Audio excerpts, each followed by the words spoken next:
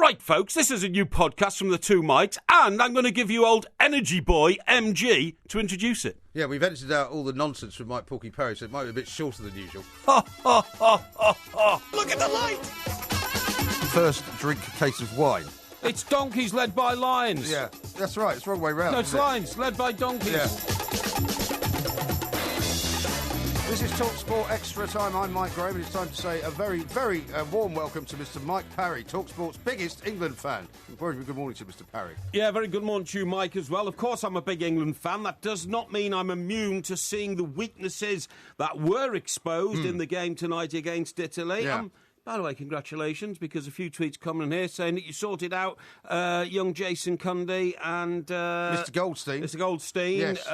by getting stuck into the realities of the game tonight and perhaps shattering those rose-tinted glasses which some of us are wearing. Certainly Mr Cundy was very much in defence of Roy Hodgson. Was he? And I'm just saying, well, we haven't, England has not moved on really in 3 years, has it? I don't think. Well, look, a former FA man myself, I do have deep loyalties to them.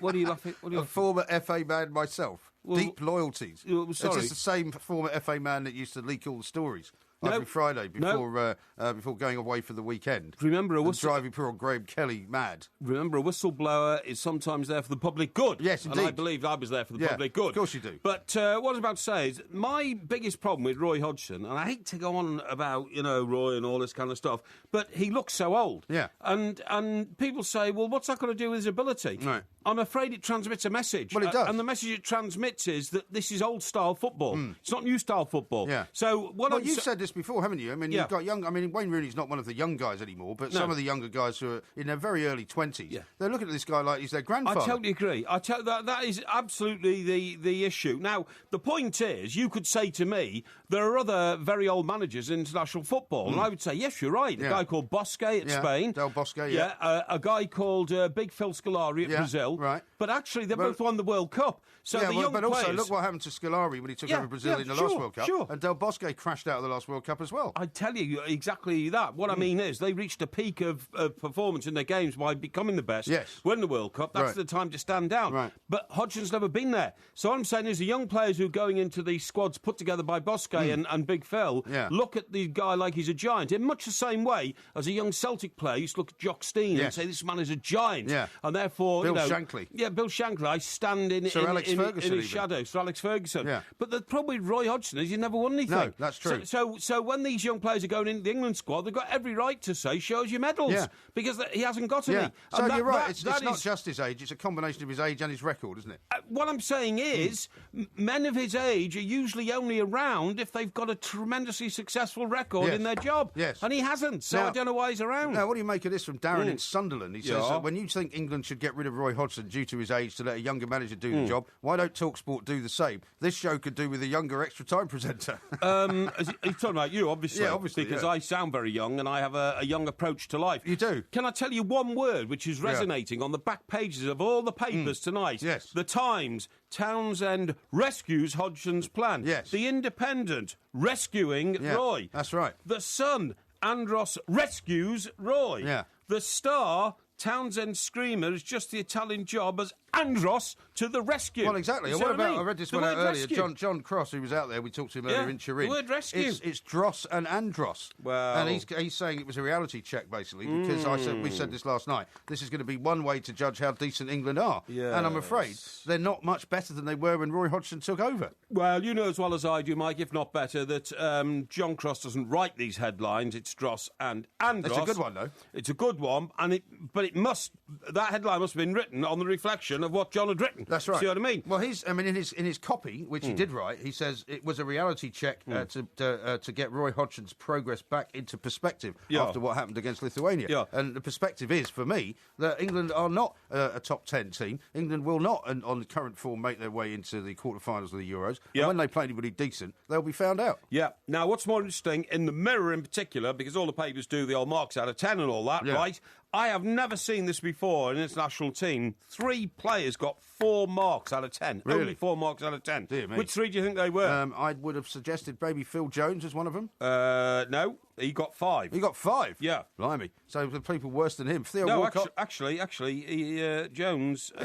Jones got 4. Jones got 4. Thank you. Jones got 4. Are you feeling all right there? Hang on, 1, 2, 3... For heaven's sake. Hang on, there's 4 players who got 4. 4 players who got 4. Spanish Inquisition. Right, now you said Jones. Right, so he's 1. That's 1. Walcott was 1. Yeah, there you go. Yeah. Let's see, who else would it have been? Klein. Klein. Yeah, He only got 4, did he? He only got 4, okay. and Kieran Gibbs. Now, they're the 2 fullbacks. Right. Now, if you're 2 fullbacks... Well, John Cross said he thought Gibbs was one of the better players. Yeah, well, he only got 4 marks out of 10 there. I have to say, it's all a bit of a puzzle. But what I'd say is, in conclusion... Yeah. Oh, by the way, it was in Turin. I had a football experience in Turin Well, once. I was going to ask you about this because I was reminded, funnily enough, just as I was watching the game, that you told me a story a while back about when you were once in Turin. Well, it was when difficult. you had to go and rescue some poor lad who'd been it was hit shocking. by a flare or something. No. What happened was I was working for the Birmingham Evening Mail at the time. This was quite a long time ago. It was quite a long time ago, obviously, and I went out there because a bunch of Birmingham fans had gone to support England in a game in Turin, in the old stadium. Remember I told you last night? The concrete one. The concrete one, the old Comunale. Yeah. And it's called the Comunale because it was owned by the local council, so it was the communal stadium. Oh, right, okay. That's why it was so poor. Right. You know, it's anything run by a local authority usually doesn't work, does it? I think a lot of Italian stadiums are like that. Yeah, aren't I think they are. Yeah. Well, they were anyway. But what happened was this kid was in the street behaving himself when all of a sudden the old Carabinieri turned up with a load of gas canisters to gas them just because they're English football fans, because that's the way we used to be greeted on the continent in those days. Unfortunately, this kid got a bit too close to a cop as he released a gas canister from the end of his rifle, hit him right in the face. Oh, God. It literally smashed his face to pieces. You know, you've heard the expression, watch it, mate, or I'll smash your face in. Well, I've only heard it from the likes of you. Yeah, exactly. Well, this canister...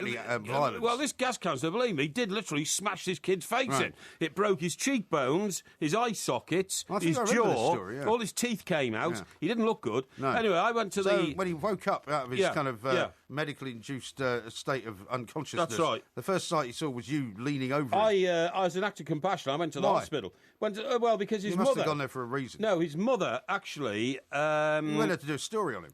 Of course, you didn't go there to help him out. No, his mother lived next door to somebody who worked on the Birmingham Mail, which is a very big newspaper in those days, right? And I, as an act of compassion, went to the hospital. Of course. I didn't do the old trick of stealing a white coat. I was very honest about it. You pretended to be his relative or something? I did, actually, I friend with his brother. And I got in there. Shocking. But my compassion was rewarded by God. Was it? Because as I was sitting at the bedside there, What's making God sure... got to do with it? Well, because as the kid was all right, I noticed on the table next to him, on the bedside table, there were 2 tickets for the England game, which was happening the following evening. Well, they were his tickets, obviously. And what I did was I liberated the tickets. What do you mean you liberated them? I didn't have a ticket for the game because I only worked for the Birmingham Mail. We weren't important enough to be given, tickets. Well, so you stole his tickets? I did, yes, I took them. You stole his tickets? Well, I didn't steal them. While he was lying there, unable to help himself. They wouldn't have been used. Who would have used those tickets? Well, you could have asked him if he wouldn't mind selling them to you. How can you ask a man, are you using your tickets, when his jaw is wide up, literally? Well, let me ask you this. In so many places, he couldn't move it. In your story that you sent back to the Birmingham Mail, did you quote him at all? I had a few quotes from him. Right, even though he couldn't speak? I knew what he wanted to say. Don't worry. And, it's unbelievable. No. You have no shame. To be honest, I imagined that I was in one of those situations where somebody is paralysed and only speak with their eyelids. Yeah. And I kind of interpreted what he was trying to flutter at me, you know what I mean? Which presumably was, don't take my tickets, you swine. No, it was more like, it was very painful. Did he see you taking the tickets? He was in a coma, to be honest, so he didn't see much. Really, Shocking. And but anyway, he about 2 years later, I went and did another story on him. He got better or something. Right. No, it couldn't have been 2 years later because I left the paper soon afterwards. Maybe 2 months later or something like that. But there you are. Did you tell him you nicked his tickets? But in those days... No, did you tell him you nicked his tickets? I didn't nick them. I made sure they got used. They were valuable football game tickets. He wouldn't have minded. I know he wouldn't have minded. So he has no idea to this day that you took his tickets? Well, he might wonder where they got to, and I'd help him if he ever wanted to ring me up and ask me. But you see, the thing is, in those days, you had to be very, very brave to go to Turin. Yeah. Because you were up against, if you were English, the ultras. No, they were called the Noira Blanca Fariari. Oh, yeah. Noira Blanca Fariari, which means the black and white fury. Right. Because, of course, Turin is the home of Juventus, the black and white stripes. I remember the Noira, what were they called? The Noira Blanca Fariari. That's right. Right. I was told by the cops to watch out for them, so I kept well wide of them. Well, in fact, I evaded them because I was smarter than the average bear. problem with this poor kid is he was just a football fan. He wasn't even aggressive, and bang, he got it right in the face. And then you made things all better by stealing his tickets. Felt a bit sorry for him. I didn't steal his tickets. Awful. I didn't call me a thief. I object to that. You ought to be ashamed of yourself. He's Mike Parry, I'm Mike Graham, with the two mics.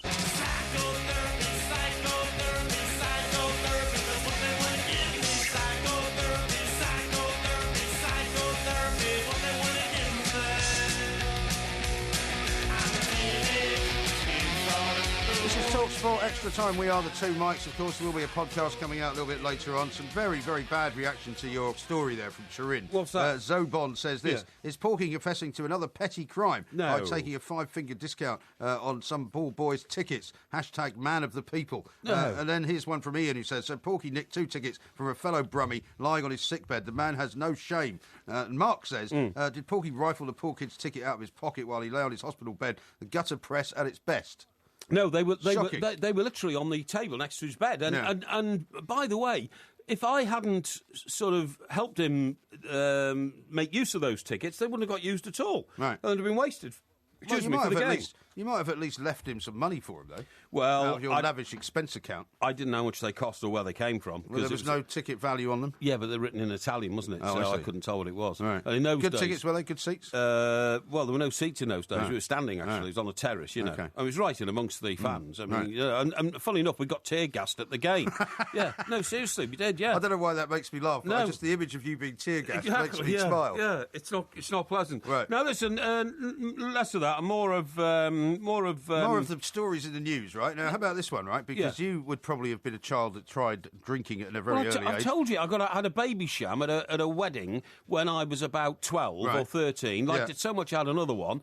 And I do remember the distinct feeling of, wow, this is different, with inebriation taking hold of me, and I've liked the feeling ever since. Yeah, well, so we can see. It says here, children offered a sip of their parents' wine at parties and social occasions are more likely to start drinking by their mid-teens. Now, this is completely... that's the same for you. Well, this is completely the opposite to what we're told from our Mediterranean cousins, you know, because over in France, they go out and they spend... Oh, glass of red wine, put a bit of water in it, give it to the 8-year-olds. Great amount of time, you know, over dinner, because it's a very social thing, and the kids normally have a little bit of watered-down wine, and they don't have massive binge-drinking problems in Europe. I mean, I can't remember the first time I had a drink. I certainly know that the first time I was inebriated, I was about 14. That's what I'm saying. And I believe that has given you, you know, the constant need and desire to seek alcohol. I don't have a constant need and desire to seek alcohol. Yes, you do. I can go for days without having a drink. You went out on the razzle on Sunday night. That's true, yeah, Should be a day of rest. I don't go out on the razzle on a Sunday. I like to feel fit. What about when you went to QPR the other week? Well, that was that was a Sunday. That was by necessitation. But what I'm saying is, normally speaking, on a Sunday, it is a day of rest for me. You go to church on a Sunday normally. Hey, by the way, I tell you what I saw on telly tonight, which is going to figure massively in Porky Vision tomorrow. Noah's Ark. Oh, yeah. This is a show you've been telling us about. What a load of utter rubbish. Load of old cobblers. I have never seen such a ridiculous production in my life. I mean, literally ridiculous. Right.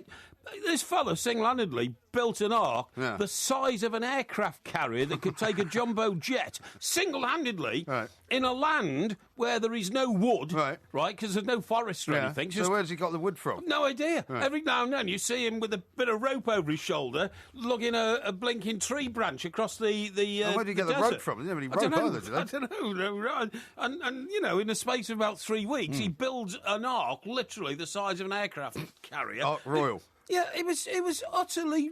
Anyway, getting back to the old drink, more of that tomorrow night. Yes, excellent. Porky Vision tomorrow night. Don't miss it. What I saw in this report was it was the Journal of Studies on an American study, though, as well, so you have to be careful, because over in America they've got a very different view of what you might call recreational drinking. Well, I told you, didn't I, when we went to Santa Monica and asked for a second bottle of wine before we'd started eating, and instead of which you got a card handed to us by the waiter, you know, are you sure you want a second bottle, sir? And this the dangers of alcoholism. And you know, you can get cancer of the esophagus. No, it's like they didn't want to sell anybody any booze. But what about your teenage drinking experiences? Yeah. I mean, I have to say, there were many of them. And I told you the other night about my introduction to all of that really was not so much at home as it was through working at this bakery. Yeah. The guy who ran the bakery he told me.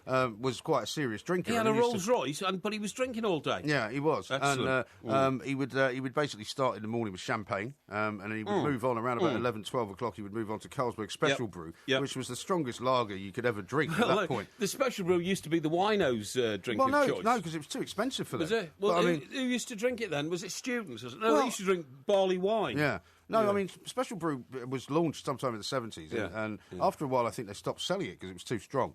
But I seem to remember he gave me a case of it, and I had it under my bed took it out, when I was about 14 or 15 or something like that. And there is one particular memory that I have, because I mean, apart from knowing all the restaurant owners in Hampstead, we also knew all the pub owners as well. Right. And of course, because he used them all. Well, because we were always in and out of them, and they would come into the shop and they would come and get stuff and whatever. Good idea. So I mean, despite the fact that I only looked about 10, I could go to more or less any pub in Hampstead and get a drink. That is excellent. I mean, that is really excellent. What a bonus in life to be just 10 years of age and able to access. Well, I wasn't 10. I was 14. I looked about 10. Yeah, some of the trendiest pubs in Britain. Because what happened to me when I came back from Benidorm. Benidorm now, the local mayor has now banned drunkenness on the streets. Well, that's going to be hard to impose. Well, isn't it? It's got so bad, and obviously the Brits are the major focus of this, that you can now be stopped and breathalyzed on the street. You don't have to have a car. No, you don't have to have a car. These are called pedestrian breathalysations, right?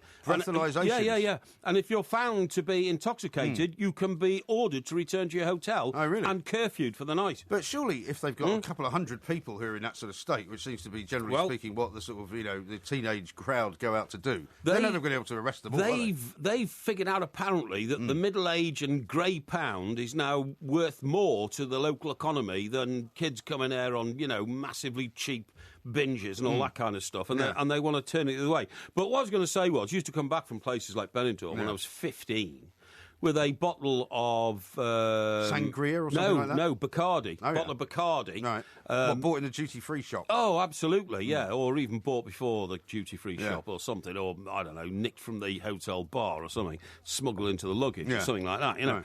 And I remember taking it down to the Old King's Head in Chester, which, incidentally, somebody sent me a picture of the other night. Did they? Yeah, somebody used to live... the pub's still there? Well, it's been there for about 600 years. So but there's a lot of pubs that are no longer there, aren't there? Well, if they've been there 600 years, they usually are in Chester. They're all preserved buildings. And despite your attempts to have it shut down for raucous behaviour. No, I would never have it shut down. Isn't that the one you were running for that period of time? No, that was in Nottingham. I keep telling you. That's when the riot broke out in Nottingham. Well, you've created so much havoc around Britain, I lose track. No, this was a bunch of Irish people came to the pub at Nottingham and wanted the darts board, and there were already some Nottingham blokes on the darts board who were local News of the World champions. And a huge, massive punch-up broke out. I was in charge of the pub because the owner had gone on holiday for a week and put me in charge, even though I was an 18-year-old student. Yeah. So I had to... And everything got smashed up. So what was the story with the King's Head then in Chester? So the King's Head, so we go in there when he got back off holiday, and I swagger in with this bottle of Bacardi, utterly fantastic. And but with what in mind? So that you could order an orange juice or a Coke or something and just pour your own Bacardi. Well, I didn't have anything in mind, really. And because it looked too obvious buying orange juices and all that, we just put it in our beer. Right. So we'd order like 4 pints of beer and then lace it with Bacardi. Seriously. I mean, your delinquency as a juvenile is staggering. Can I tell you, the amount of inebriation factor was so massive that I ended up wandering around on a road about 6 or 7 miles away, flagged a car down. Yeah. I don't know how I got there. Somebody must have taken us to a party. Yeah. Somebody took us to a party out of town. There are always parties happening in country houses around Chester. Yeah. It's quite an affluent area, Cheshire, the Cheshire stockbroker. And you just turned up even if you didn't know who it was. Well, you kind of half knew these people, didn't you? Everybody turned up. Sometimes you got turned away, sometimes you got in, and sometimes you claimed to be a big friend or something like that, And I just remember waving this car down. For some unknown reason, the car stopped. It didn't knock me down and kill me, which it should have done. And but I said to the guy, I told him where I lived. I wanted to take me home, and I thought he was going to take pity on an inebriated teenager. Yeah. In fact, he took me to the Chester Main Police Station and handed me into the cops. Deary me. Yeah, I know. Spent a night in the cells then? No, because some cop took me home in his car. Right. It was a ridiculous Must situation. have felt sorry for you. See, that wouldn't happen now. I think in that situation now, they'd probably just chuck you in the cells for Well, they might do, yeah, except that... But I'm not sure. I mean, I've got kids, obviously, and you know, I would always advise giving them some kind of a sip of alcohol at some point as they're growing up, because you don't want them to get to the age of 18 or 21 having never had any alcohol. Certainly, and you're absolutely... That's not very wise. No, and you're absolutely right to go on about this the Mediterranean model and all that. And, of course, remember, government 10 years ago in this country decided we'll have the Mediterranean model, 24-hour drinking. We now have an absolute... epidemic. An epidemic of drunkenness in this country. Listen, talking about high streets and all that. Yeah. Do you know B&Q are shutting 60 stores? I saw that, yeah. 60 stores. 60 stores, I guess people aren't doing as much DIY as they used to. Well, what it is down to is if you buy your first little house, right, the first thing you do is your wife says to you, right, I want you to plaster the ceiling, I want you to put in a new sink over there. Get some new lights. Yeah, get new lights, get a bathroom upstairs, let's do the garden, paving stones and all that. Where'd you go for all that? B&Q. Yeah, B&Q, yeah, absolutely. Now, the problem is, human nature being what it is, these slobs who live in rented accommodation... What, you mean people who pay you money on a regular basis? No, I'm talking about people like you. No. You live in rented homes. You're a slum landlord, aren't you? I'm not a slum landlord. I'm a man who provides housing you collect rent. in a country where there's a massive housing shortage. Yeah, but you do collect rent from people, don't you? Well, I don't give them for free, do I? I don't give them for free. So these people are your customers, in other words? Well, anyway... You're referring to them as slobs? No, I'm not referring to them. Not my tenants. No, the others. But anyway, the point of the story is, if you rent a place rather than own a place, you have utter contempt for it. You go around spilling things on the carpet and don't clean it up. You go around, really not treating the place very well. You don't clean the sink. You pour fat...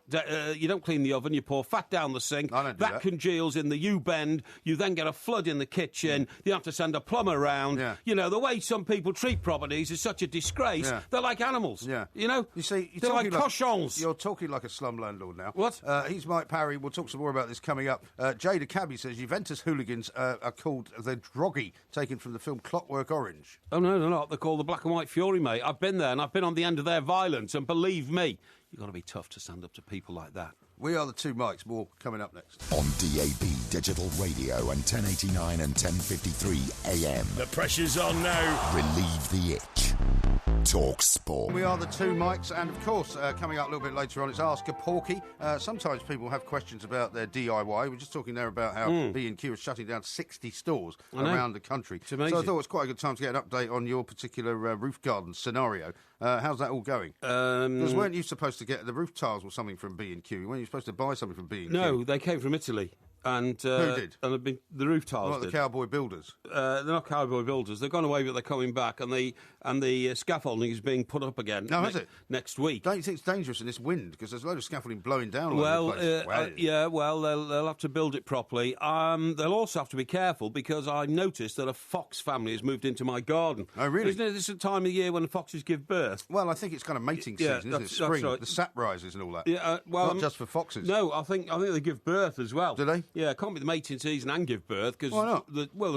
There's an ingestion or congestion it's or a kind of a constant gestation period. Yeah, I know, but there's more than one family of foxes, and it's kind of a constant thing, isn't it? Okay, over the course of a few months. No, I think they procreate at one time and give birth another. I see little foxes running around in March and April and May. Yeah.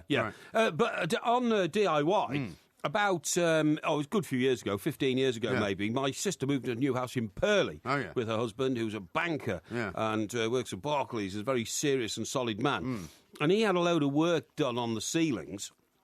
And for some unknown reason, I went up in the loft. And why? I don't know. What, of their house? Of their house. Why would you do that? I can't remember, but I remember we were all standing there. I think we were looking for something or something like that, and the ladder went up, and I said, no, I volunteered, go up.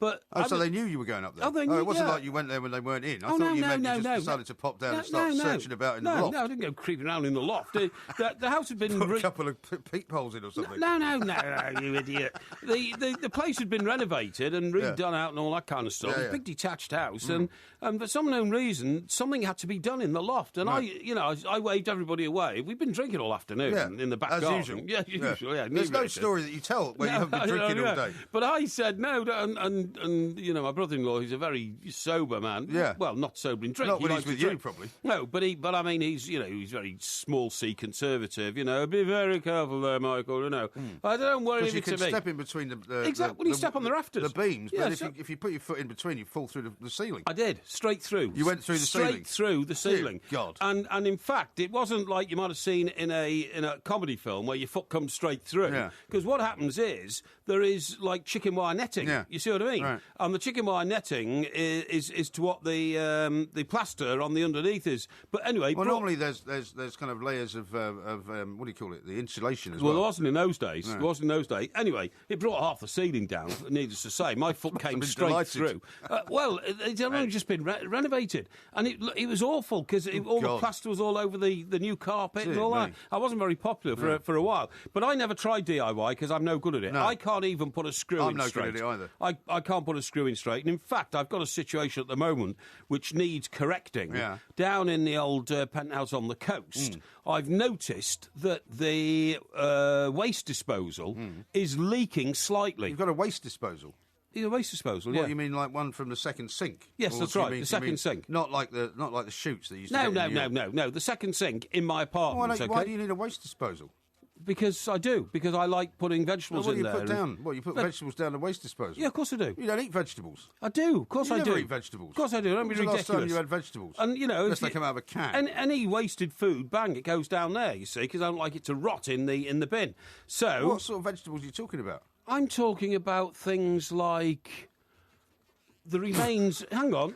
Just staring off into space. No, the remains of a cauliflower when I've cut off the bits... The remains of a cauliflower? Yeah, the bits that I want. Well, after you've given it a funeral.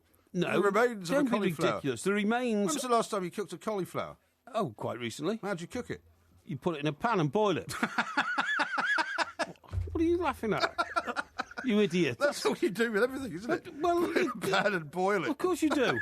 Why would you cook a cauliflower? Well, you make cauliflower cheese. I'll make cauliflower cheese. I don't know how to melt cheese. You make a white sauce. No. Very straightforward. I do the same with broccoli, and I do the same with cabbage. Yeah. And then when you've got the cabbage, when you've got the core, I don't know why you're laughing. When you've got the core chunk, of the roots vegetables left, you just put them in the bin. No, because why do you have to put them down the sink? Because if you put them in the bin, cabbages and these sort of things give off a pretty strong odour very quickly. Right. Unless you're emptying the bin every day, you'll find your apartment. You're meant to recycle your food anyway, probably down there, aren't you?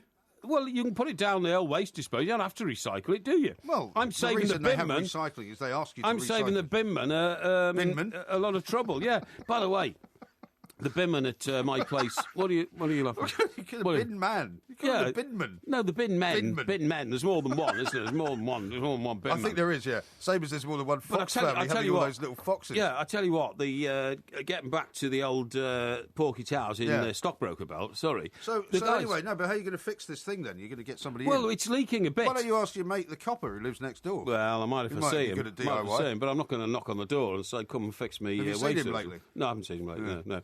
I'll tell you what I saw earlier on tonight as I was coming in. Saw a mass load of police officers coming out of the cut, right? And I thought, the kebab shop. Some kind of incident, right? But no, two of them had 2 big bags of Tesco's of food. Oh, right. The other 2 had some Sainsbury's food. Oh, yeah. And the other 2 had a load of kebabs. Yeah, unbelievable. I thought it was some kind of special patrol group kind of moving in. That's right, yeah, moving in on some drug lord or something like that. In fact, they're getting the weekly shopping in our time. I think it's just a nightly shop. In nightly shopping in our time. No, getting back to the bin men, right? Yeah. Do you know what? They come around at 5:30 in the morning now. Yeah. And what happens is they send these scouts ahead of the... to get the wheelie bins. Of the huge lorries. Yeah, to get the wheelie bins out and all that. But guess what, you see? In the old Porky Towers in Stockbroker Belt, we've got one of these, like, brick outhouses, you know what it's called. And you've got one of these big silver bins, have you?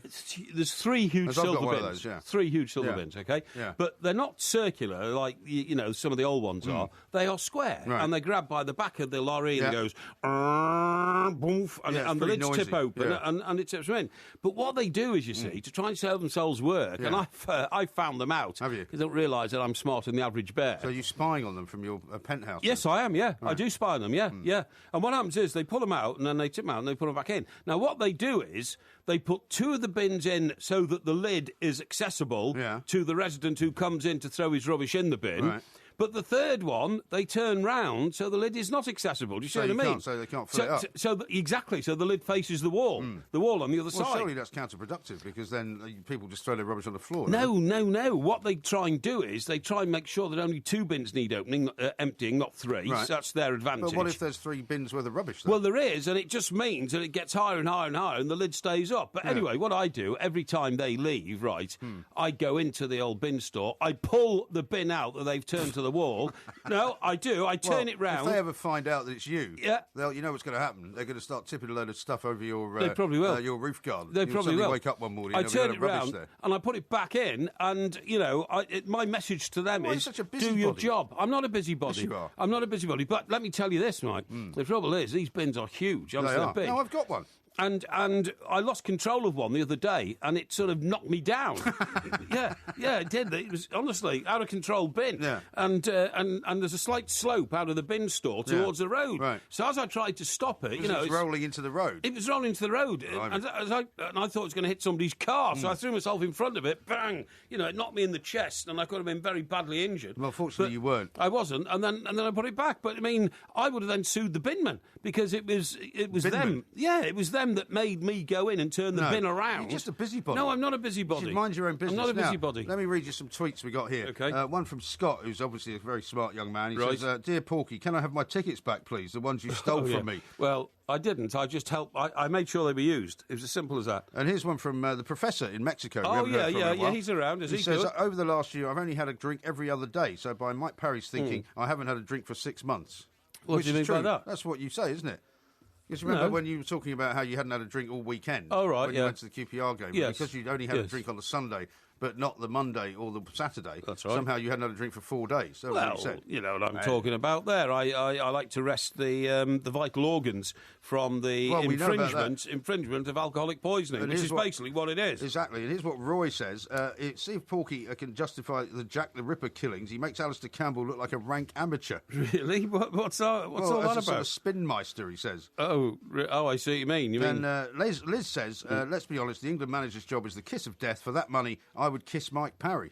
Well, okay. Well, you may not have to find those sort of funds to pursue your romantic ideals with me, my dear. But is that a yes then? No, it's not a yes at all. Okay. I'm trying to not dampen the girl's dreams entirely. No, and give her a hard time. You know what I mean? Quite right too. He's Mike Parry. I'm Mike Graham. It's Ask Porky coming up in a little while. If you want a question read out on the air, you can tweet at the 2 Mikes. This is Talk Sport. Oh, I think we've definitely moved on, and I think we've got a lot more moving on to do, because it's still obvious that we can't just turn it on as we, the coaches, would like to see the players turn it on. Sometimes it takes a first half where things are nowhere near right for people to get themselves back on track, as it were. But we've got a year and a bit yet, I think, before we play Italy and these sort of teams again, or not quite, because hopefully after the qualification we'll get a few more games of this quality against top opposition, and then we'll have to make certain that, friendly though it may be, we don't allow ourselves to go behind in that way we went behind today, and then have to work very hard to get ourselves back in the game. Roy Hodgson there talking after the game, but of course it was live on Talk Sport as well last night. But now, of course, that's the end of the international break, and I, for one, have to say I'm rather pleased about that, because the Premier League returns at the weekend. Yeah, we're all pleased about that, aren't we? And my team Everton are playing Southampton, which is a crucial game. Is that at Goodison? Because you went to Southampton earlier in the year, didn't you? I did, yeah. So it is, obviously. Are you going to Goodison? No, I'm not. You're not? No, not this weekend. And one of the reasons why is something you pointed out a few weeks ago. It's Easter weekend. Oh, yes, and there won't be any trains. That's right, there are no trains. At all. And in fact, not only is there a problem on both East and West Coast lines, but I think there's going to be a strike as well coming up on the weekend. What's the point of striking when there's no trains? Well, that's an interesting point. Pretty pointless, isn't it? Unless the strike passes to London. Now, what on earth were you going on about my flats before? I mean, OK, I rent them out and I provide habitation. Well, because you're very curiously reticent for somebody who likes to talk about himself at great I don't talk about myself. I don't like talking about myself. You always talk about yourself. I don't. It's always your favourite subject. No. Although the quiz this week is on Formula 1. I just want you to know that's what we confirmed last night. Yes, that's no problem. You're an expert in Formula 1. I can hold my own in 4-1, no problem at all. Excellent. Now, you are very reticent to give details of exactly how many properties you own, exactly how much your slum landlord business hang on. is worth. Well, you tell me then. Go on, tell me all about your... idea. You tell me all about your pension plans and your investments and what wealth you've got. Why would people talk about it? I don't talk about it because nobody else does. Well, you just spent the last 10 minutes telling everyone about how these people are slobs, these people that rent property. I didn't mean that, obviously. They're absolutely if anybody's offended by that expression, I do apologise. Because you have absolutely utter contempt for the people that rent your properties, right? Not at all. Because to you, they're just an inconvenience. You'd rather they just paid money and didn't actually live there at all. Well, I'd rather they paid money and didn't, wreck my properties. You once said to me, I don't remember this, but you once said to me, and I was reminded by that story in the papers the other day about the 007 sex party. Oh, terrible you once said story to me, about the chap who died. You once said to me that you were thinking, particularly in Stockbroker Belt, which is where that took place, of renting out one of your properties for the purposes of these kind of nefarious parties. Ridiculous. So that one of these organisations like these adult swingers clubs could actually rent your place, because they're always looking for places to hold these orgies. No, that's ridiculous. That's absolutely ridiculous. Yes, absolutely ridiculous. Yeah, but if you could make money out of it, you would do it, wouldn't you? You would. Of course you would. No, I didn't say I was going to. I said I have been approached. There's nothing illegal about it. No, there's nothing illegal. I have been approached. Have you? And asked whether, there would be any... See, when you rent out properties, you get people to sign a lease. And on that lease are things like you can't smoke and you can't have pets and all that. Yeah.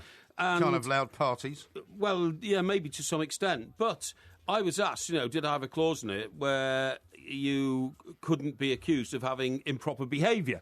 When you say you were asked, by whom were you asked? Well, all the time when you've got property, you're approached by people who want to buy it. Well, they're cold calling you all the time, or what? They're cold calling you, and because if you rent your properties out through agencies, the agencies are in touch with people who are looking for property all the time. Okay. So it's a sort of a marketplace, isn't it? The agency's a marketplace. They come to you. So somebody's asked, would you mind renting this out as a knocking shop? Yes, they did, yeah. No, they did. They did, definitely, yeah. And you said no? It was one above a shop, actually, in a quiet Surrey town. Quite residential street. Yeah, quite residential street, which was almost deserted at weekends and all that. Well, you couldn't really do it for a flat. Surely you'd need a house for that, wouldn't you? No, not really. Not really. Well, they want to park the limos outside and all that. Well, you see, that was the whole point, because it's a quiet market town and all that kind of stuff. There's plenty of space for people to park, just 200 yards away or something like that, and all that kind of stuff. How would that figure with your moral compass, though? Well, I would turn a blind eye. Would you? But I would have to sort of refurbish the place, because you could take out all the things like tables and chairs. Nobody's interested in having tables and chairs or anything like that. No.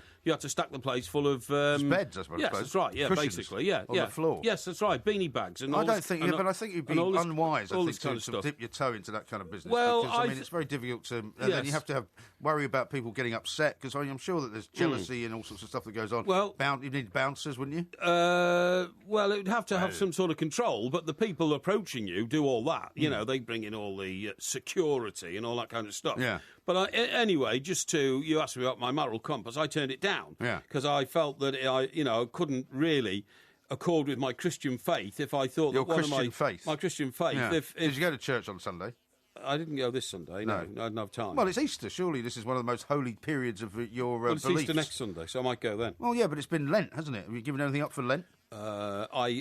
I don't think that giving up things for Lent is a very Christian thing to do. I believe that no, it's a very Christian thing to do. That's what Christians do. No, I believe your application to the Christian way of life and the Christian spirit should be a 24/7, which it is to me. Right. Now, how does that coincide with when you stole that boy's tickets in Turin? I didn't steal any tickets. You did? You just told us you did. Maybe God hadn't embraced me in those days, if you see what I mean. Yeah, maybe. And I wasn't as aware of my Christian responsibilities and what about as I am all that petty crime that you were involved in as a youngster? No, you're the shoplifter. You're the one who said publicly on air that you used to go shoplifting when you were about 12 or 13. I've never shoplifted anything in my life. Yeah, but you did it a lot more when you were older. No, but when you were older, when you had the responsibility of driving the baker's van, you said that you used to swap stuff with the guy that drove the beer van. That was a few surplus cream buns. No, that was just like any other kind of theft. No, do you know the first thieving I ever did, actually? Yeah. Now you've reminded me, is because, we became journalists and all that. I loved newspapers from the age of about 12. Yeah.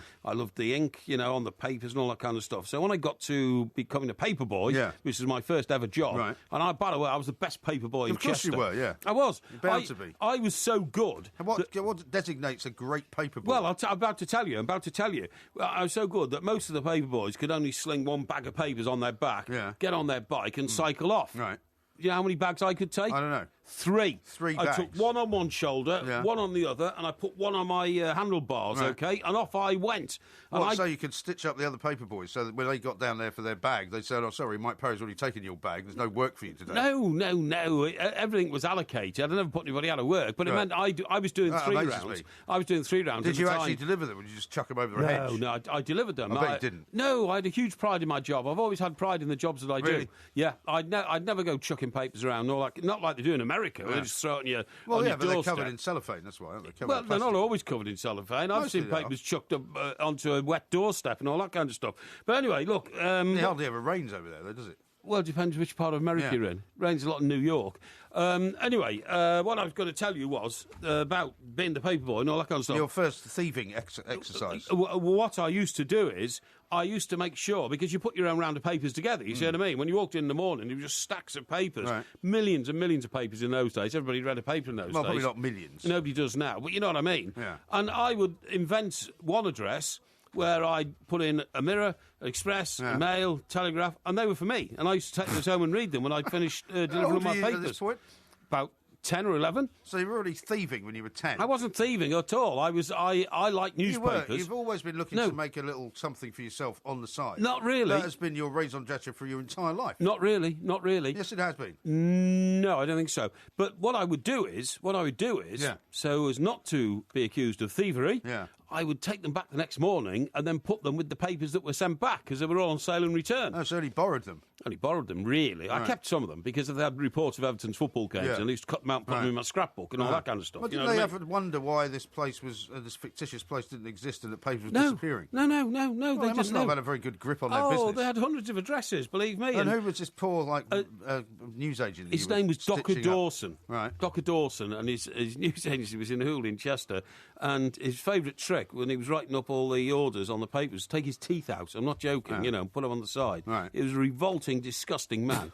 And he had a tea mug. He gave you a job, though. Yeah, he did, yeah. He had a tea mug which he used, which had never been washed, and there was so much tannin inside his tea mug. No, I'm not joking. It was like, sherry barrels would obviously have been white if they hadn't been full of sherry, in which case they were brown. Well, his cup was brown because it was never washed inside or out. Right. And so the cup had about half an inch of tannin and tea stains all over it. It was revolting. Horrible. But it was one of those great old businesses. It will come as no surprise to you that there's a lot of anti-Porky stuff coming in tonight. Oh, why? Derek says this: Porky has a 24/7 Christian belief, ? Yeah. How about thou shalt not covet another man's wife? Yeah, well, that's right. I don't. He's an idiot. Well, you do.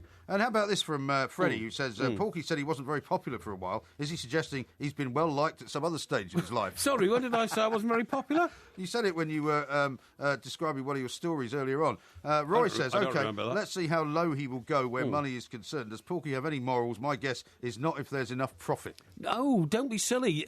I tell you something as well, and I'm going to review the Ark tomorrow night in Porky Vision. Yes. But you'll be able to bring your great religious knowledge to that. Well, yes, indeed, I will. And I'll tell you all about it tomorrow. So if you haven't seen it, folks, you've got it on your old Skybox and all that. Watch it between now and tomorrow. Otherwise, I'm going to give it the full Monty. Is it a BBC show or is it ITV?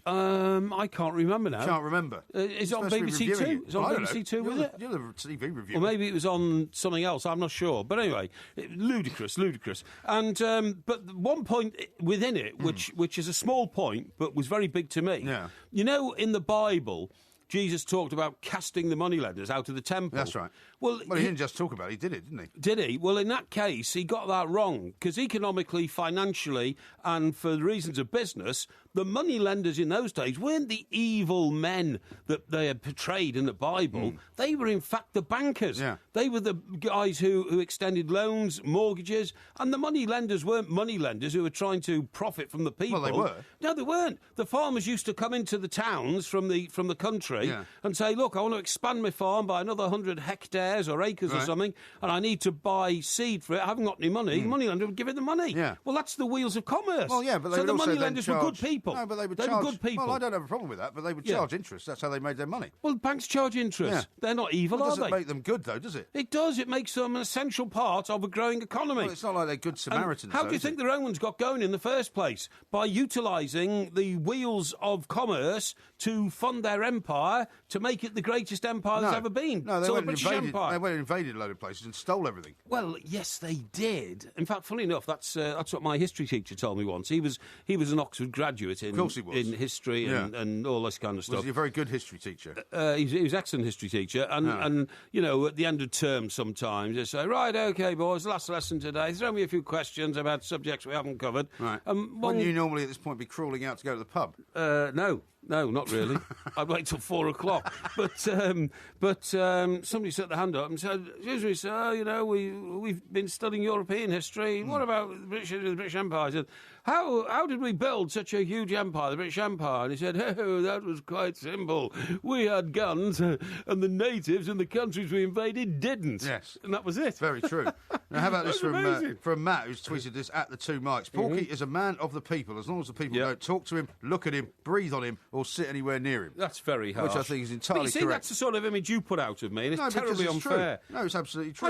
I should be, you know, revered by most of our listeners for providing accommodation for people who haven't got any accommodation, for helping out the sick and needy, for giving money to charity, for looking after all sorts of animals around the world. Also get as abuse, because you twist everything I do, and I resent it quite deeply. I don't know, because I think when people find out the truth about you, they see you in a very different light. That's the point. Agree. You know, that you're driven entirely by the almighty dollar, that everything you do. Well, if people didn't seek profit, there would be no growth in the world. This is trickle-down economics. Keep trying to get into your thick skull the need for trickle-down economics. If there were no trickle-down economics, my housekeeper wouldn't have a job. It's because of people like you that Roy Hodgson gets paid £3.5 million a year, and you worked at the FA. It's all your fault. On DAB Digital Radio and 1089 and 1053 AM. A terrific performance. Turn of pace and eye for goal. Shout about it.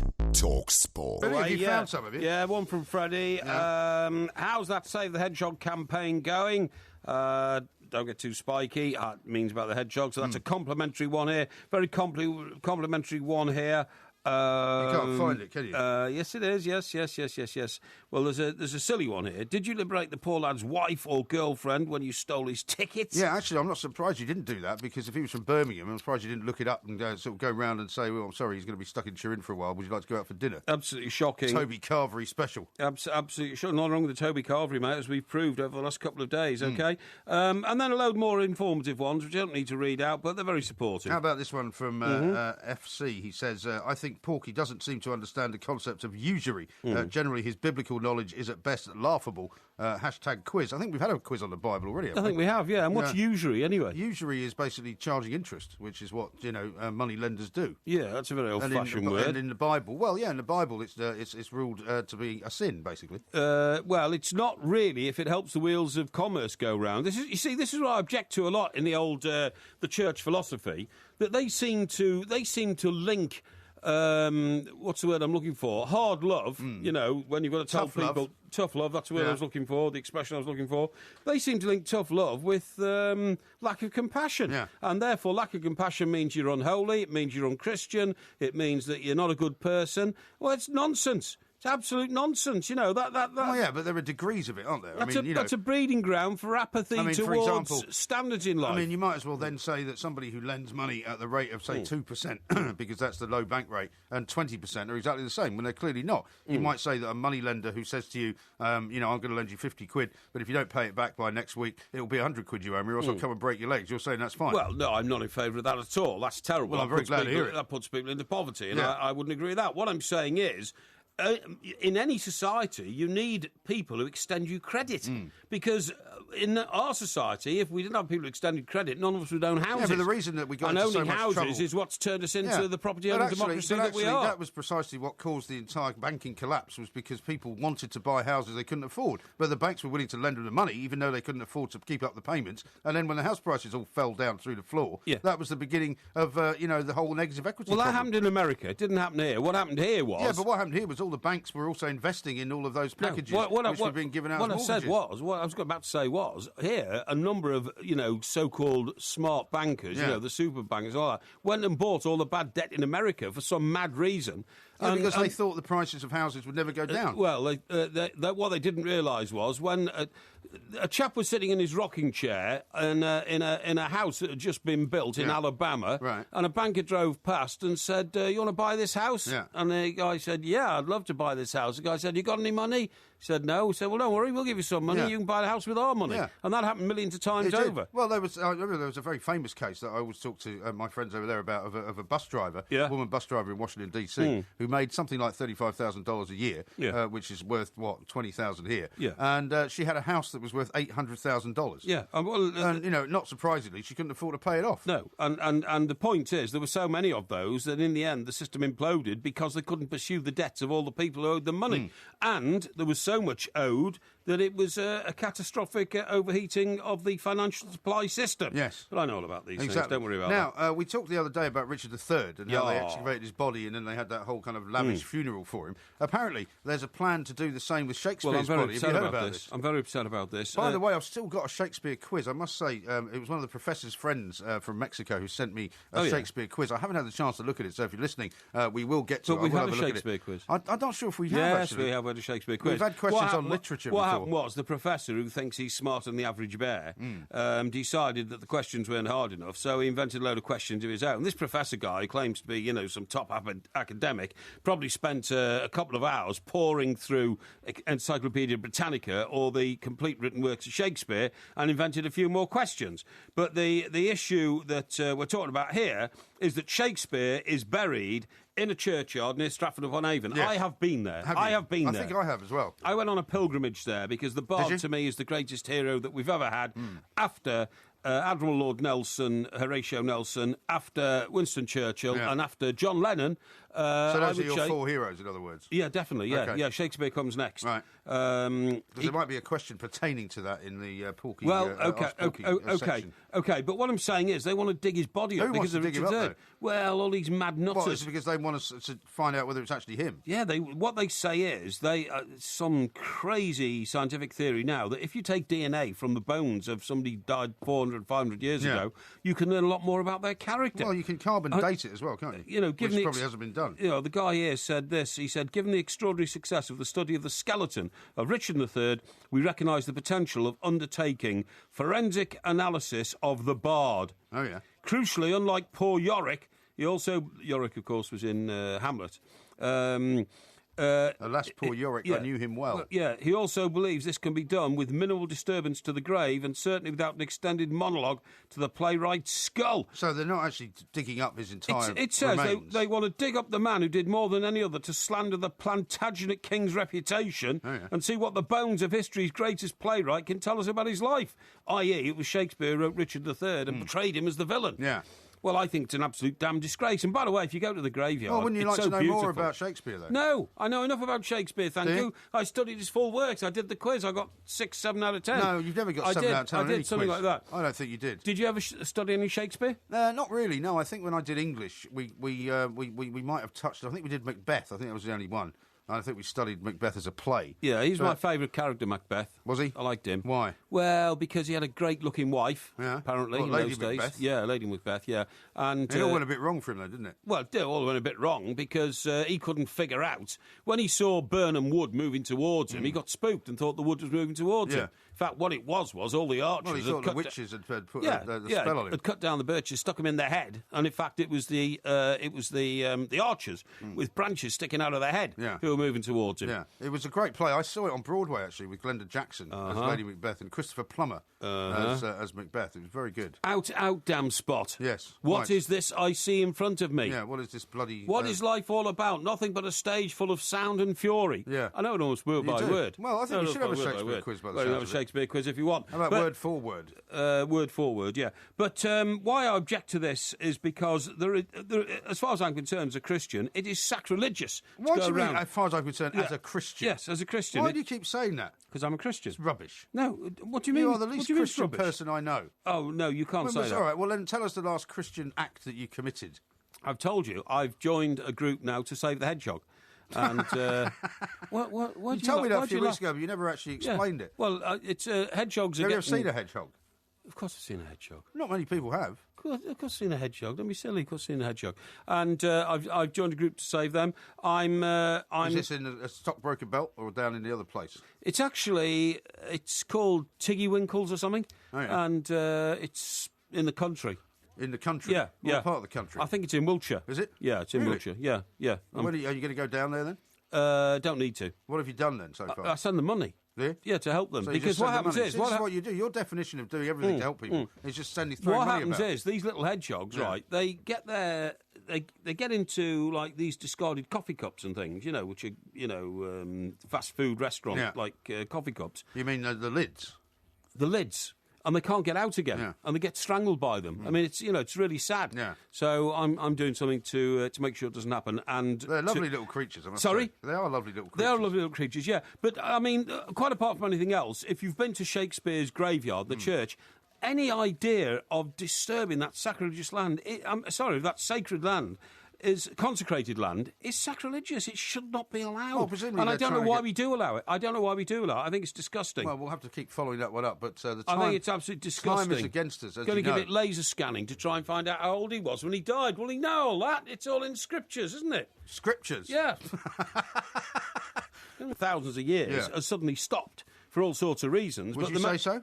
Yeah, of course it has. I think there's loads of interaction going on. I think people are just doing it in different ways. People don't speak to each other anymore. They text and email each other. Yeah. I mean, for instance, Yeah. over the last week or two, you and I have been exploring opportunities and possibilities to go and do more live shows. Yeah. And of course, we're going to Portsmouth Yeah. on the 30th of May.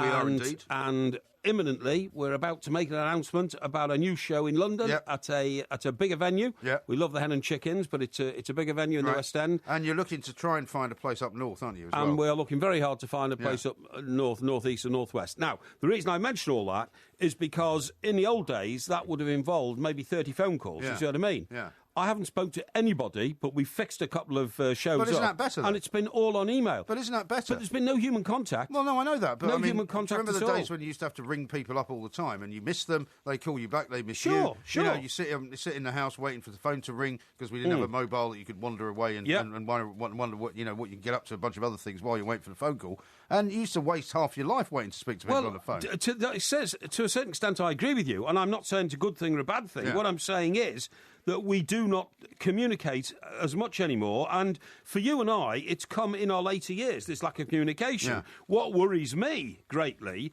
is that children these days are being brought up like that and simply don't communicate with each other on a one-to-one basis when they can sit in their bedrooms all day and communicate through... But it's been like that for a while, hasn't it? I mean, some kids sit in their bedroom all day playing on their Xbox or play with their PS3 or whatever it is, PS4, but what they do is they now play games with other kids around the world on that sort of... Yeah, but they don't speak to them, do they? No, they don't always. No, but that's what I'm But saying. it hasn't stopped them from speaking in general. I mean, when I was a kid, I didn't spend a lot of time interacting with loads of other kids. I mean, I was at school with them. But say during the school holidays, me and my sister would take off and do some stuff. We'd go and play tennis, or we'd go and go cycling or something like that, play a bit of football. But I didn't have a huge coterie of people that I spoke to all the time. I used to go to the playing fields and play football all day. Yeah. So there might Well, be on your 40. own? No, of course not. There'd be 40 kids there. Yeah. So you always found somebody who you were talking to. So usually new people. And the only way you develop a character and make yourself into a complete person is to absorb the views and the points of view and the lifestyles. I can't imagine you doing any of that. And the observations. Because you were a very strange child. I wasn't a strange child. Yeah, you were. And that's how you still in shape touch your with life. any of these people that you were friends with? No. I don't know who they were. Well, of course. So of what possible use were they then? And it doesn't matter. It doesn't matter who they were or what they were. It was a conversational thing, and you had to get into the conversational thing to be able to find out what's going on in the world. By the way, did you know that? Old Popeye. Yeah. And I'm Popeye the Sailor Man. I'm Popeye the Sailor Man. He was a cartoon character. I'm Popeye the Sailor Man. Yeah. Well, what did he live on? He lived on spinach, didn't he? Yeah, and tin spinach, funnily enough. Tin spinach, and he used Man to, after your own heart. And you used to open the tin spinach by just clutching a tin, squeezing it, and the top of the tin shot off, and then he down the spinach. Although, except when he got weak, did Olive not open the tins for him? No, when he got weak, he lost all his strength, and Pluto used to beat him up and go nick That's Olive. what I mean, but didn't Olive have to then try and open the tin for him? I think she did, yeah. And then he would pour it down and he'd recover. And he got his strength back. Yeah. But anyway, the reason I mentioned it is because I love spinach, and if you get a... Tin spinach or real spinach? Real spinach. So if you get a bag of spinach in Tesco's, right, and it's called like loose leaf spinach or something, and it looks like there's enough there to feed 8 people. Yeah. But then you put it in a pan and you boil it up, right? Boil it just with water, right? Well, what else would you boil it with? You boil it with fresh air. Porky's great cooking tips. You boil What do it you with do with fresh it? air, you Put idiot. it in water and boil it. Well, what else do you do? What, with spinach? Yeah. You could do any number of things What do with you do it. with carrots? You could boil them. saute it. You could You boil saute them. it. No, Well, I don't you want could to saute saute it with garlic. It's really nice. Anyway, look, and olive oil. Very pleasant. The point I'm trying to make. Yeah. The point I'm trying to make Everything is, you make must taste the well, same. No, it doesn't, you fool. What does that taste like? Spinach tastes a bit peppery. When you boil... Sure, that's not the rocket that's mixed up with it. No, I hate rocket. Do you? Rocket's like eating nettles. I think it's horrible. It is horrible. It's not nettles, those spiky things in the ground. Thistles. You know. Thistles. Yeah. It's like eating thistles. Oh, no, I haven't eaten thistles. Anyway, when you get a huge bag of spinach and you put it in a pan, you boil it up, it reduces to a lump the size of a ping pong ball. Yeah. That's you all think you're there is. overcooking it, do you? No, I'm not overcooking it. That's no. Why are you always like laughing at my Because culinary? I'd love to see you cook a meal. Why? Because I think it'd be very entertaining. Well, you know- think you're some sort of master chef. No, I don't. You do. I don't You're always at all. taking pictures of the exotic foods. Well, I'm quite a good How do I cook. know you don't get those out of a packet anyway? Well, because I'm Never not see you cooking dishonest. them. I'm not dishonest like you. Never made a video of you cooking, have you? Because Well, would you know- like me to make a video? Yeah, I would. Yeah. Okay, I'll make Yeah, a video of yeah. myself cooking. Yeah, I'd like you to bring a video And I'll in. put it. And I'll show- put it. I'll tell you what. We'll do that as a competition this weekend, right? And- we'll do a yeah. video of you cooking something and me cooking something. We'll put it up on 2 Mics TV on YouTube. How about Okay. that? Yeah, all right. That suits me. What are you going to cook? It's not what I'm going to cook. It's I don't know who I'm going to get to film it. That's the problem. That's, Well, haven't you got anyone you can invite into your lavish penthouse to film you cooking? Not really. Well, how about you just set up the camera and just roll it? Well, because We can have it edited later. no, because I'll be moving around the, So you the can't. kitchen. You don't know anyone you could invite into your kitchen to watch you cook. Not really. I mean, we had to sign a contract yesterday for Right. one of the projects that we're doing, Yeah. but I had to delay it a day because it said you had to have a witness, Right. and I couldn't find anybody to witness it. And so Didn't you just go down the local pub and say, look, well, excuse me, mate, do you mind signing this? I suppose I could have done, but I thought it'd be better if I had somebody actually knew, somebody with a bit of Why don't you get credibility. Mrs. Mop to film it? Well, you know, she might not be round on that particular day. In fact, she's away for Easter. I've given her Is she? Easter off. You've given her Easter off? I've given her Easter Blimey, off, the yeah. place would be in a right state. And by the way, I pay her for all the days she's Oh, that's off good and of the you. weeks she's off. Well, yeah. Presumably, as an employee, even Yes. though part-time or not, she accrues holiday entitlement, doesn't she? Under the new EU regulations.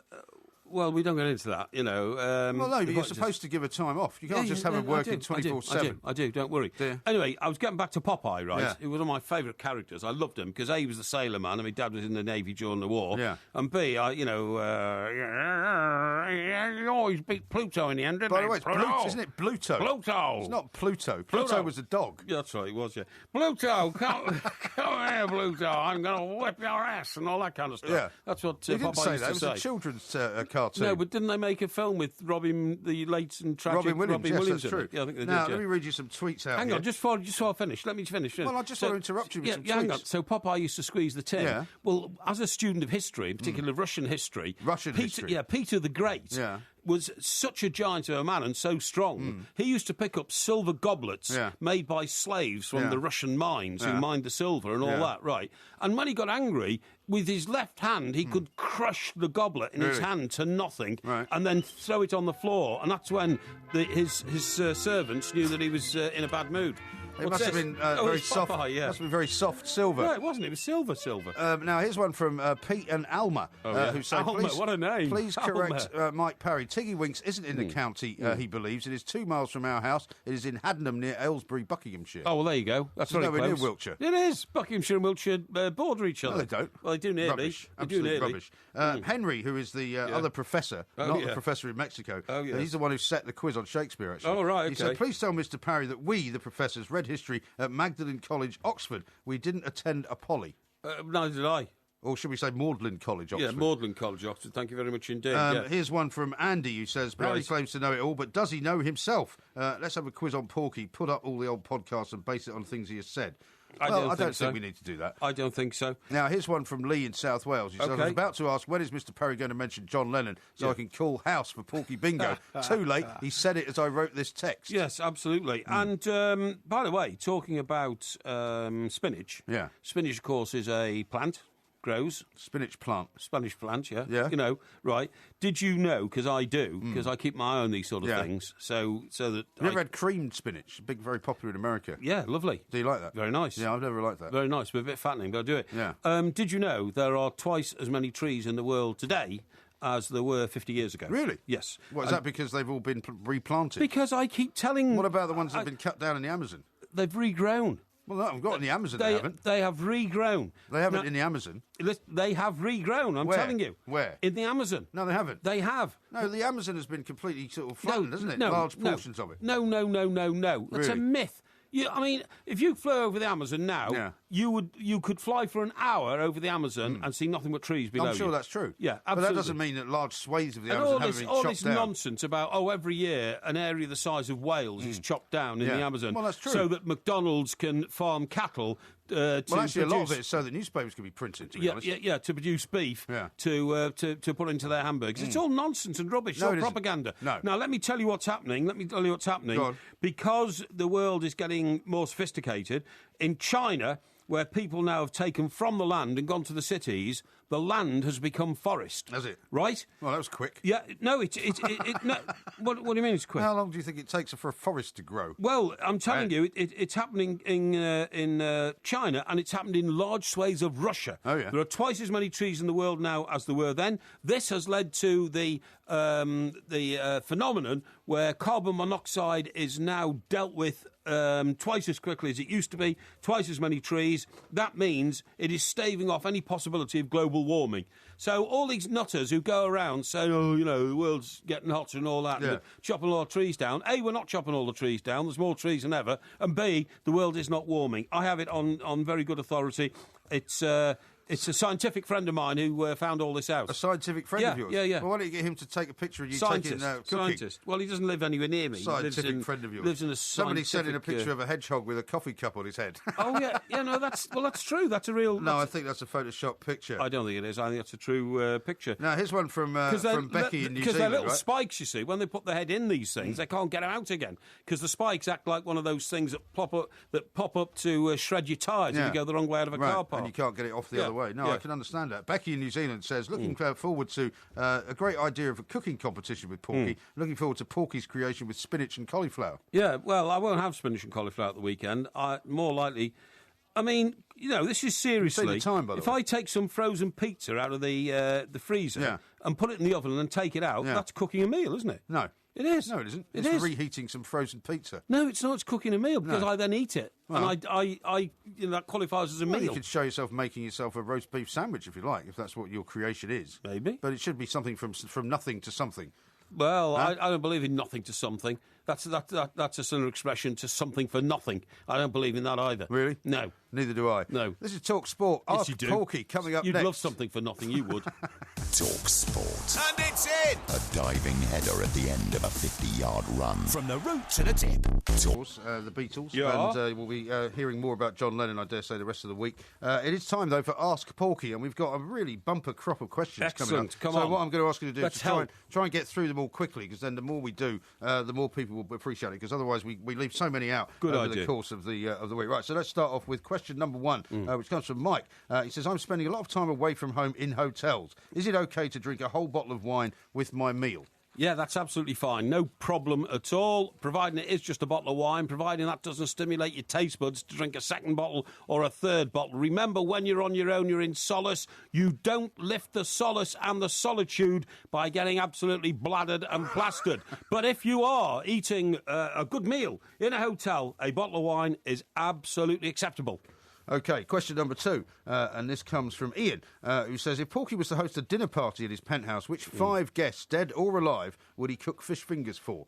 Now, this goes back to your 4 heroes. I don't know if they would be the ones you would invite to a dinner party. They would have to be, wouldn't they?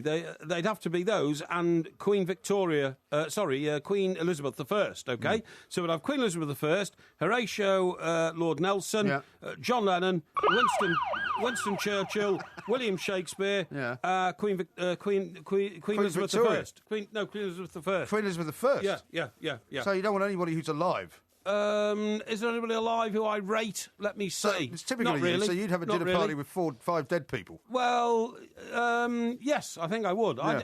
I don't rate many people in the world today. Not many people in the world today. So I wouldn't be on the list. For No, example. you definitely wouldn't be on the list. And I wouldn't have a chair strong enough to support your bulk.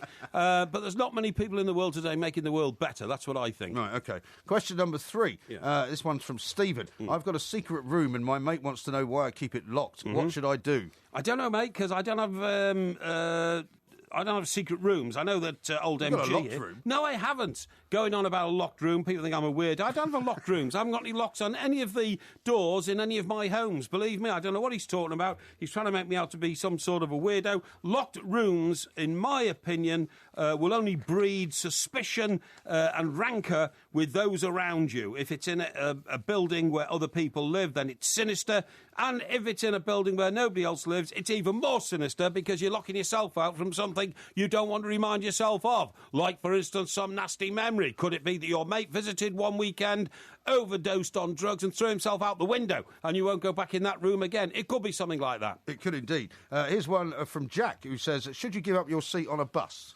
You give up your seat on a bus for a lady if you feel that she is in need of sitting down. And the point is, these days, it's more and more difficult to do that because the last couple of times I've done it, the ladies actually refused the seat. And, you know, not aggressively, but just, no, OK, thanks, I'm standing up. Now, whether or not this is because they think I am becoming a middle-aged gentleman and therefore it's not right for me to give up my seat for a young lady or not, I don't know. I do it because I'm a gentleman, but sometimes it gets thrown back in my face. Yes, indeed it does. Now, how about this one from James, who's tweeted in at IROMG. Who would Mike Parry appoint as England football manager? Very current question, that one. Yes, it is a very current question. I would immediately go for Gary Neville, without a shadow of a doubt. There are 2 contenders for the England manager's job. One of them is Gareth Southgate, who had a fantastic result this week. Doing very well. Doing very well indeed, as we talked about last night. The other one in waiting is Gary Neville. I'd go for Gary Neville, without a shadow of a doubt. The reason that I'm got a bit of a downer on Roy Hodgson is he looks so blinking old, you know, and he talks old, and he has rather a stoop gait, and I don't think he doesn't give that image of dynamism and electric energy which you need in a young manager. You know, the sort of Tim Sherwood type figure. Yeah, OK. Here's another one. Dan says this. Where would Mike Parry suggest for a holiday destination? Best holiday destination you can go to, depending on what you want. If you want sunshine and really, really beautiful places, go to either the Seychelles or the British Virgin Islands. That's a bit expensive, isn't it? Yeah, it is expensive. Well, yeah. How much is that going to cost you? I mean, it's all right for you when you go on freebies. A lot. If you want... Have you got something a bit more for the budget conscious? If you want a great city in America, go to Chicago or San Francisco. New York, obviously, is the main one, but you've probably been there already. If you want great culture and historical value, go to St. Petersburg in Russia. If you want a really beautiful country, go to Copenhagen in Denmark, or go to Sweden, or go to Iceland, because that's all black and volcanic. Volcanic. Sorry. And if you want to see a really great country, which is a long way away, Dr. Spock comes from, which is a long way away, and the travelling is better than the arriving, but it's not. The travelling is as good as the arriving, but the anticipation factor is great. Then go to Australia and on to New Zealand. All right. OK, thank you for that. That was a bit of a long answer. Next one is from Matt, who says, can you ask if Mr Parry could turn the clock back? Would he have liked to have had his own kids? I want to turn back time. That was Cher, wasn't it? Yeah, it was. Yeah. If I could turn back time. If I could turn back time. That was one done on the boat, the USS New Jersey. Was it? Yes, it was, when all the big guns were there. No, I couldn't. I can't have any regrets about the life that I've led. If I did, I would simply have to retire to a darkened room and lie down with a flannel on my head. A darkened, locked room? Yeah, that's right. I don't want to spend the rest of my days doing that. So the answer to that one's no. OK. Here's one from Paul, who says, Porky, I'm off to Russia on the pull. Right. I was thinking of checking out the clubs with a McDonald's bag. Will that work? It might not these days. They've just shut McDonald's down there, I'm told they've shut the one down on Red Square. And all this is indicative of the fact that Mr Putin wants to take a lot of the Western influence out of Russia and restore the Is it Slavic? Russian culture? Slavic? I don't think it is. I don't think it's Slavic, but it's something like that. Anyway, Russian. That's what he wants. Is what you're looking he for. wants to get more Russian into Russia and get rid of a bit of the Western influence. He wants to make Russia a mighty power again, feared by the rest of the world. So, Western things... So he shouldn't take a McDonald's bag, then? No, I wouldn't take a McDonald's bag, to be honest. I don't think Western things are all that welcome in Moscow. I would suggest a Louis Vuitton bag anymore. Louis Vuitton bag would be all right. All right. Here's one from David, who says, Porky, my friend has a heart problem, which he will not shut up about. How do I stop him? Well, if I were you, I'd just ignore him, because people who bleat on about their health are the world's biggest bores. There's a terrible plot in Coronation Street at the moment about some guy who's a house burglar who's got a heart problem and his son's died of it. It's pathetic, because you've just got to cope with what you've got in life. You don't whinge, you don't moan, you're stoic, and you get on with it. Steve says this, I'm starting my own crematorium and need a name for it. I was thinking of creme de la creme. Has Porky got any suggestions? I think that's a bit tasteless. Creme de la creme, get it? And that's rather good. I wouldn't. You wouldn't want to talk about it, would you? I would just call it. I'd just call it God's rest home, because that's what it is. You're on your way to meet your maker. Yes, it is. No, it's not. Yes, it is. Because they move them on from there. It's not their resting place at all, is it? It's just when they burn them. No. Don't you understand? They then put them in a little pot, and then they put them in the garden outside the crematorium. Not usually. It's called the Garden of Remembrance. Yeah, yes, but their final resting place is not the crematorium. It is. People take the ashes away sometimes. No, they don't. Scatter them. Not many people do. I scattered my dad's ashes in the Highlands. Oh, well, no, not many people do. I don't even know where my dad's ashes are. I don't even know where he is or what became of him. Was he cremated? He was cremated in the Chester I don't crematorium. Know where his place of rest is then. Well, I mean, we never took a jar away. Well, you just left it there. I don't know. It was nice of you. I don't know. Well, look, I don't want to get into that. It might offend my poor old mum or whatever, you know? Yeah? Extraordinary. We must explore that one later. Okay. Here's one from Michael. I've just watched 2 episodes of Inspector Morse and an episode of University Challenge. Can I say I've studied at Oxford? Well, you could say you know a bit about Oxford, because if one of the teams in University Challenge was from Oxford, could have been Brasenose, my sort of alma mater that might have been. That you didn't go to. That might have been. And as for Inspector Morse, I never liked Morse. I loved John, what's his name? You know, who was Sweeney Man. John Thor, who was brilliant as Reagan. I didn't like Morse much. I didn't like Morse. I thought it was too measured. Too slow. He was too slow. No car chases either. No car chases. Imagine having a Jaguar and not chasing anyone. Yeah, but it was such an old Jaguar. It couldn't chase anybody. Jaguar. No, it's an old wreck. Beautiful. He used to sit there sipping a glass of red wine, reading a classic book and listening to classical music. Sorry, character didn't do anything for me, but I do love the filming of Inspector Morse. It's now Inspector somebody else, isn't it? It's Lewis, isn't it? Inspector Lewis. And guess what? I met a young lady the other day, and I helped. Why did you get her to film you in the kitchen? No, I helped her do a radio project at the postgraduate university she's at, but she's an Oxford University student, and she says that she and her friends used to get together and watch Inspector Morse or Inspector Lewis. Yeah.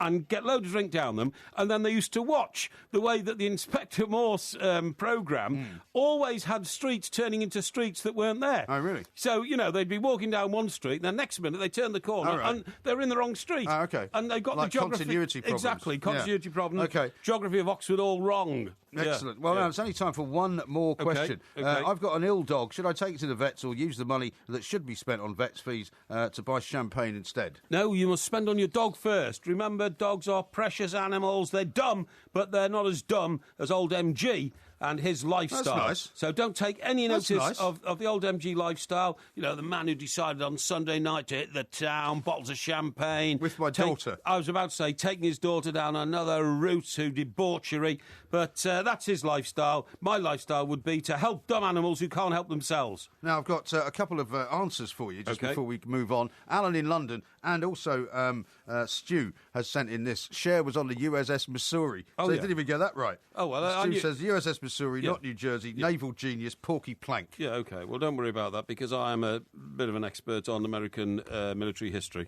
That'll be another quiz then. This is Talk Sport. Castle Dracula, home for many centuries to a dreadful dynasty of vicious vampire ducks, the Counts of Dracula.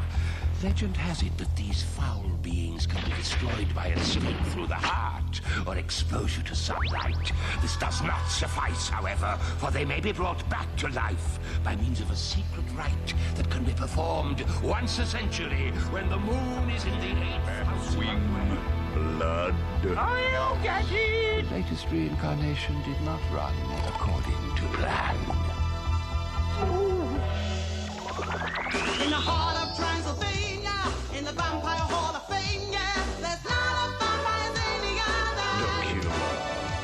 He won't bite, feast the man, cause he's a vegetarian. Right. This is TalkSport Extra Time. We are the two mics. There's a bit of a vampire theme coming up now, isn't there? Because you've discovered that there's a new way of getting a facelift. You were telling me that my face is no, this is absolutely serious. Saggy or something. Yeah, well, I think your face is saggy. Well, I think it is too, yeah, but I mean, that's just the way it looks. Saggy and blotchy, and you need to get it done. Now, I've been exploring these things. I keep a very close eye. Would you ever have a facelift, by the way? Well, I'm about to tell you. I think you're quite vain. I think you're vain enough to have one. I'm about to tell you the answer to this. I keep a very close eye on all the health publications, so I want to know what the progress is in fixing my heart. I need my heart. I need an injection in my heart with stem cells or something to make it proper and right again. But would it ever recover to the fullness of being able to work at 100%? I hope so, because I'd like to be able to go out 33 1/3. It's like a long player, isn't it? Yeah, it is a bit. Yeah, it is. I'd like to go out for 3 or 4 days on the run and get bladdered on a continuous basis, like other people in our profession do. I don't think that's a medical reason. No, technically they might not do it for that reason. No, exactly. But I mean, it would be nice to be able to do that without worrying that you're going to collapse. Well, you know what I mean? You don't get bladdered 3 days in a row. No, I don't. No. Really? No, definitely not. Okay. No, 6 hours in Wetherspoons the other day. No, well, that was work. Well. I'll tell you, I was working. I went out and bought a charger, plugged it in, and spent 6 hours on the phone. Well, why didn't you just work from home? Because I was on the other side of the water and people were texting me. I needed to and emailing me. I needed to email them back. Well, haven't you got Wi-Fi in the house? Yes, I have, but I was lunching as well with people, and I didn't want to suddenly exit. Right. Now, I'll tell you what this is called. This is called the vampire facelift, okay? Yeah, okay. And this is how it works. You go along to this clinic, the vampire facelift, and what happens is they draw some blood out of your arm, right? Yeah. And then what happens is they smear your face with... First of all, they take the blood and they spin it in a thing called a centrifuge. Yes. That's a machine which spins it round. I've heard of a thing called a centrifuge. Right, Most people have. Yeah, okay. Is this a new word for you? Yeah. They spear your face with a cream, which is a local anaesthetic, to numb your face. So your face is all numb. Yeah. So your numb face, okay? And then what happens is the machine, this centrifuge machine, separates the blood into red cells and plasma. It does. Extraordinary. It does. And they get rid of the red cells, but then they inject the platelet-rich plasma, which is called PRP. Plasma? No, plasma. Platelet-rich plasma into your face with a series of tiny needle pricks. What, you mean they actually inject your face with it? They inject your face back with this blood that's been centrifugally spun around. And what that does... What are you laughing at? Why are you laughing? I can't say. No. Centrifugally spun around? Yes, it has, yeah. Right, yeah. okay. And it's separated and they got rid of all the red cells. Yeah. So they're putting the plasma back in your face. That lifts all the stuff, all the goo and all the badness out of your skin. Does it? And changes you into a very, very smooth sort of visage, which makes it look like you've had a facelift. But it sounds like something you'd have to do on a regular basis then, doesn't it? Because it's not permanent, surely. No. You only have to do it once. Well, you do it once and that's it? No, it lasts for years if you do it once, seriously. And how much does it cost? Well, it's a couple of £1,000, I think. Is it? But it's well worth it. I mean, if that's going to improve your looks the way it could do, I would say it's great value for money, wouldn't it? Isn't that a bit like sort of just giving yourself a blood transfusion of one kind or another? Sort of, yeah. That's what Keith Richards used to do every so often. He used to go take himself off to Switzerland and get his blood changed. I think it's what Lance Armstrong used to do. It is what Lance Armstrong used to do as well. To take all the. So you could end up cycling up the Alps at high speed. Well, you could indeed, but this is not face first. This is not designed to put extra energy into your system to give you the ability to pump your legs up and down on pedals and make a bike go faster. Right. This is designed specifically. It'll take the lines out of your forehead. It'll take the creases up from around your eyes. Would you ever really want to do that? Because when you see people who have had facelifts, particularly men, you know, it's kind of embarrassing, isn't it? I mean, you might say that I'm not, as attractive as I once was, which is, I'm sure, true, and neither are you. Yeah. But you wouldn't really want to have, your hair dyed and your beard dyed. I mean, you'd never do anything like that, would you? No. Of course not. No. Well, you did, of course. No. Yes, you did do that. Oh no, that was. Yes, you did. You dyed yourself a horrible red colour. It was just cosmetically for a couple of TV shoots. That was all. Okay. Well, yeah, okay, but no problem. But you didn't no take problem. it off, though, did you? Yes, I did. Well, have I got it now? I haven't got it now. No, have you I? haven't got it now, no. Exactly. So I must have taken it off, haven't I? Anyway, what this also does is it strengthens all your bones. Yeah.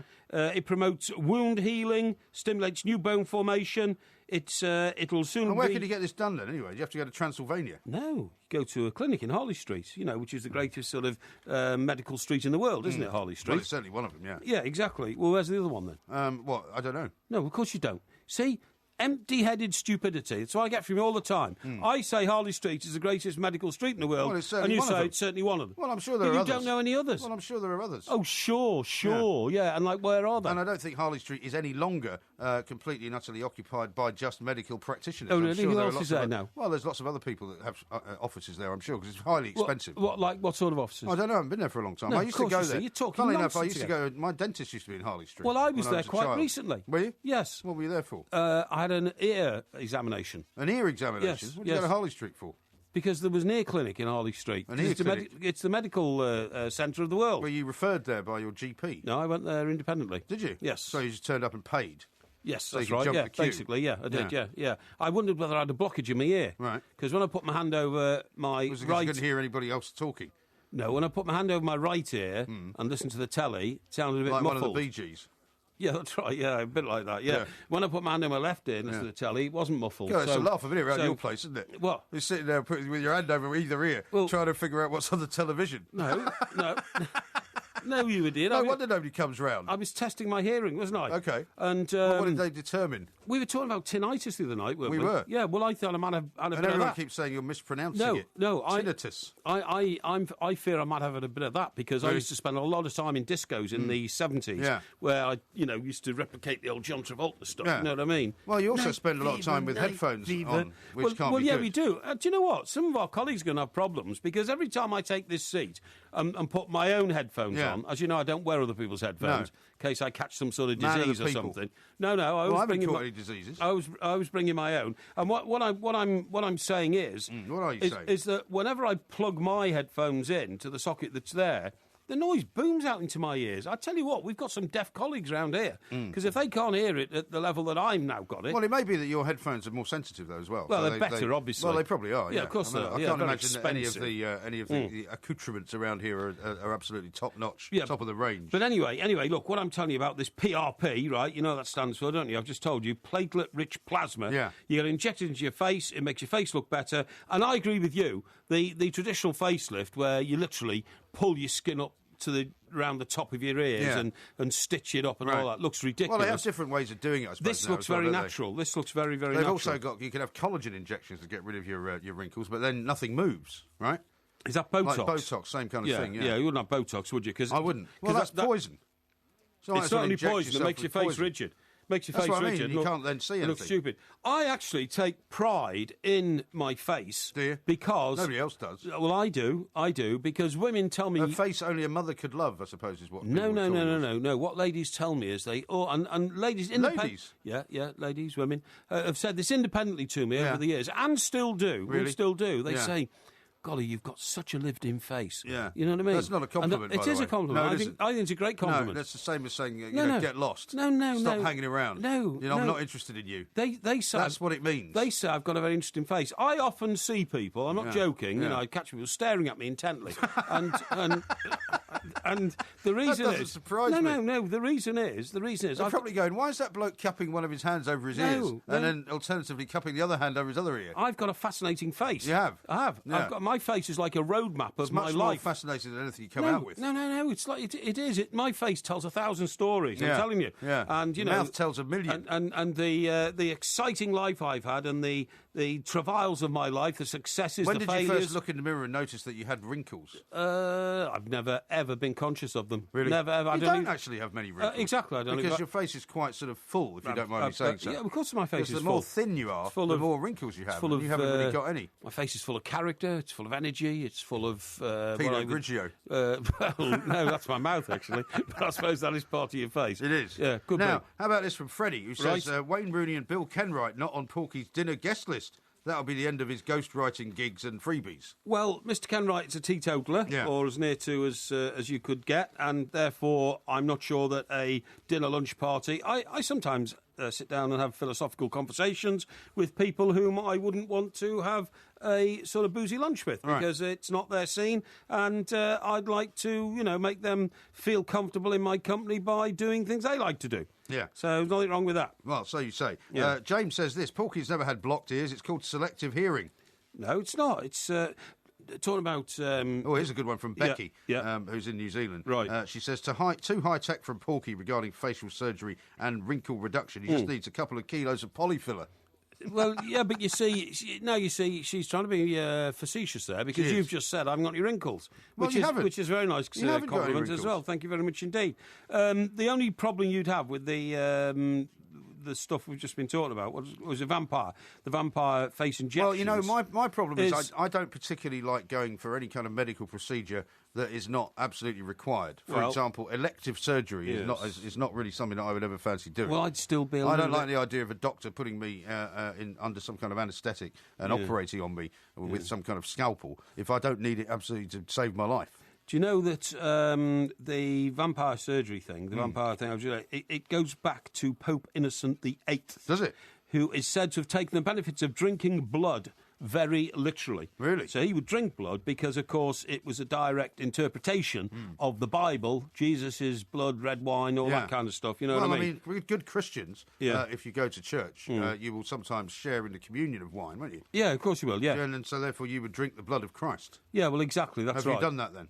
I've had the priest put a little biscuit in my mouth, and all that kind of stuff. Eh? The host, they call that. Is it the host? You're not much of a Christian, really, are you? Well, but that only happens in Catholic churches, doesn't it? What? I think I was in a Catholic church when that happened. What, when you had the host? Yeah, I think so, Well, in the Church of England, they normally have more likely to have the wine, actually, which is the blood of Christ. I think I've done both. Because in Catholic churches, they didn't used to be able to share the blood of Christ for a long time. Oh, I didn't know. But now they can. But I like to be multi-denominational because I don't believe there should be barriers between religions. I think we should all praise God in whatever various form. But my father used to say the only thing they've all got in common is they all have a collection. Yeah, that's right.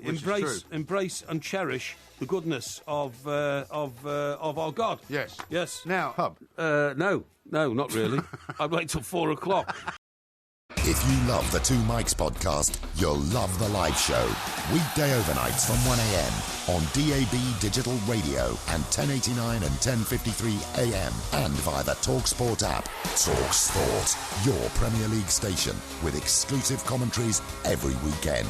What an absolute corker! TalkSport.